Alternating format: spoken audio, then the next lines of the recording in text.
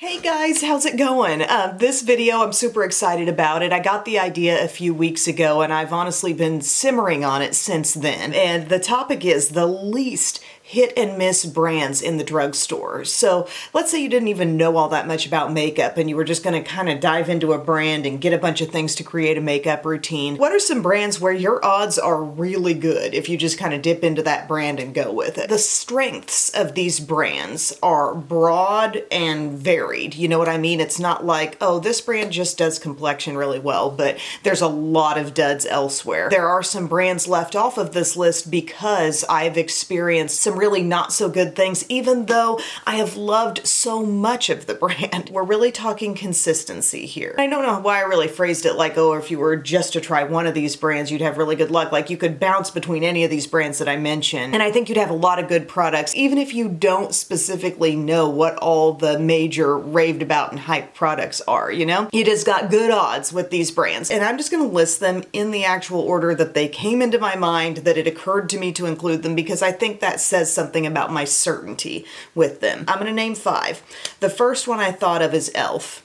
I think e.l.f. is an incredibly consistent brand, actually. They have gone from being that $1 brand where everything was $1, and I know some of us yearn for those days. We miss the across-the-board affordability that this brand had, but at the same time, I think you have to recognize they really have expanded so much. They've created such great quality. They have a skincare range with the Holy Hydration stuff that I fully believe in, so that's another whole side of things that I think is a major success for e.l.f. But I think about how they got some of the best concealers in the game, that under-eye brightening corrector, that I think we can actually use the word dupe on that for the Becca and Smashbox under-eye corrector. You've got the camo concealers in 2 different formulas, good foundations, CC products, bronzers and blushes in cream and powder formulas that I like, eyeshadow palettes that are good, a pretty wide variety of lip products that you could get into and enjoy from this brand, ranging from lipsticks to more balmy products, glosses. Has the price gone up on some things and really made itself not necessarily the most affordable brand? There are a lot of things from e.l.f. that remain, I think, a very fair price. But yeah, the price has gone up on some different items, but if we're just talking a drugstore brand that is super duper consistent, and it's very unlikely that you're gonna run into some really bad glaring duds, I mean, e.l.f. is just totally that kind of brand for me. They're very front of mind when I'm thinking about this video idea.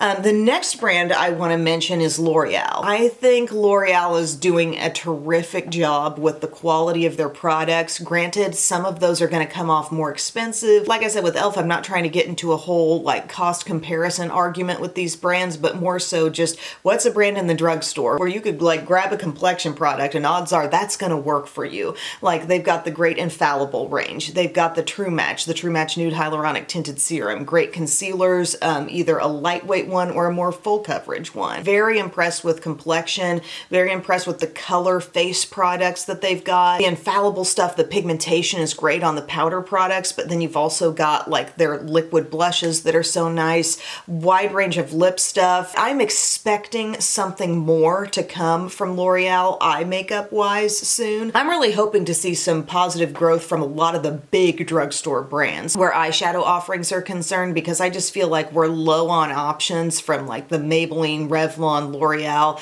But L'Oreal has those lace shadow sticks, and I mean, that is a huge item. Those are smoother than anything I have. Drugstore high-end both considered, you know, and they last and they feel cooling and they're great. And I've had them on hand for a while. Nothing has changed. Nothing has dried out. You can get a good mascara from L'Oreal. While I sometimes feel like L'Oreal is that brand that is going to make you pay, you know, like maybe $12 for their blush, and that annoys me, I still think that quality is very, very good across the board. We were just talking about like True Match and the Infallible concealer and how hot those items have become again. I think if you just dove into L'Oreal not knowing much about even what to go for, I think you would likely end on a lot of hits. Another brand that I thought needed to be included in this conversation is most definitely Wet n Wild. Now here you talk about a brand that is really being consistent with their quality, but also putting it out at a very fair price and hasn't gone and like shot off into that $10 plus range with new releases. I mean, you're gonna spend $5 or $6 for some of the best foundations in the drugstore with the Photo Focus line. You've got the Bare Focus Tinted Hydrator for something lighter. I love the Incognito Concealer. Excellent setting powders, now one in the soft pink shade. The Color Icon blushes are elite. I mean, if you haven't gotten into those yet, you need to try them. The eyeshadow palettes are phenomenal. Getting into the tin pan or the ones that are like walking on eggshells, a little bit smaller. Some of the best, most consistent pigmented eyeshadow palettes you can get. You can now get a good mascara from Wet n Wild with the So Defined, and then a variety of lip products too. Those matte lipsticks, the soft blur ones are awesome. You know, the Mega Slicks lip glosses that were around like back when I started using makeup, you know, that line has been revamped and there's so much variety in it. So yeah, Wet n Wild is definitely one of those things where you could try anything, and also you're going to be pretty happy with the prices on anything too. Fourth brand to mention here, if we're talking least hit and miss brands in the drugstore, I think you have to include Maybelline. The biggest reason why is I think about that Superstay range. Maybelline's Superstay range is so good, and it's not just about the face stuff, but it's going all the way into the lip products too. Like really reliably amazing staying power with these different things. Superstay foundations, getting into powders. They've also got the Fit Me range, which has that elite face powder that comes in a variety of tones that's great for setting the under eye, but some lighter foundations too with the Matte and Poreless or the Dewy. Let's not forget about the Age Rewind line and the little brightener and just the concealers that come with those puffy tips that have been around for so long, but they can still hang. Today I used a Maybelline blush. I'll get into more about what's on my face today, but like those little Fit Me blushes continue to be so good. The bronzer. And then if you want to talk about lip products you could trust to get you through an entire day, the Superstay Matte Inks, the Superstay Matte Ink Crayons, the vinyls, and now the Teddy Tints as well. They are crushing it. And lifter glosses too. So then you're like, nope, scrap all that long wear. I just want a really good gloss. The lifter glosses are amazing. So Maybelline is pretty hard to argue with, except I would say they need to update and expand the eyeshadow situation. I'm feeling that way about Revlon, feeling that way about L'Oreal and Maybelline. But still on eyes, if you grabbed a Maybelline mascara, you will probably find something that agrees with you. Also their Color Tattoo, these little crayons, I use this as my liner today, top and bottom, but that shade I Am Determined, you know, that's a really quality product. So I'm not saying they're ignoring eyes, but the eyeshadow element, the powder shadows, could be worked with more, but at the same time, there's not a lot going on there, so maybe you're not going to run into something that you really don't like either. So those first four brands came to me pretty quickly. You know, I thought about it, I tossed around Maybelline a little bit, then I was convinced there was no way I could do this video without mentioning Maybelline. But that last spot, what do I include in the last spot? You may think, well, what about Revlon? And you love Revlon. I do adore the Color Stay range. They've got amazing lipsticks in the Super Lustrous line. But I feel like mascaras are pretty hit and miss. Not huge on eyeshadows. It's just, there was enough questionable stuff that I didn't feel like Revlon had to be in. And then I adore Rimmel. The things I love from Rimmel, I like love from Rimmel. But I couldn't say, oh yeah, grab a Rimmel mascara, because there'll be one that works for me and one that flakes worse than anything I've tried. There'll be an eyeshadow palette that I think is great, and then another eyeshadow palette that you would assume would be just as great, and it's not. If you know what you're going after with Rimmel, you can be so satisfied, but you gotta be wise and informed on those choices. So anyway, the one I did name as the last one here is Catrice. I think Catrice is way up there among drugstore brands. Its accessibility is not as good, but I was just looking on their website and they've got a great Memorial Day sale, and I'm shooting this on Memorial Day, and I'm thinking I'm gonna like look into that. But they have so many good complexion things that I've had for a while, but kind of have had to declutter because I've had them on hand so long. But when you're thinking about those foundations that they make, the True Skin range, and then also that HD liquid coverage with the dropper, that's amazing. Today I'm wearing their Nude Drop Tinted Serum, and I was reminded, oh yeah, that's really good. The way they are doing cream color products for the face and doing those duo powder cream blushes, also the face palette where you've got like cream bronzer, your cream highlight, your cream blushes all together, those are good. I've got some excellent eyeshadow palettes from Catrice. Love their tinted lip balms, Color Care tinted lip balms. Those are they're beautifully done. Primers, setting sprays. And they've actually done something that I didn't even know they had, and I cannot wait to try it, but they have a stick now. Their Soft Glam Filter Fluid. You know, they're things like a glowy primer. That's one of my faves, but apparently they've put that into a stick. I scrolled past it. Yeah, Soft Glam Filter Stick. I'm dying to try that. They've got some eyeshadow palettes that like contain different shapes, like some rectangles, some squares, 8-pan palettes. I'm interested to try that, but they're bigger, like narrow eyeshadow palettes. You know, there's the Safari one and there's the Coral Crush one. I like those. Catrice had some incredible ones, the ones that were like Insta Bay, Insta whatever.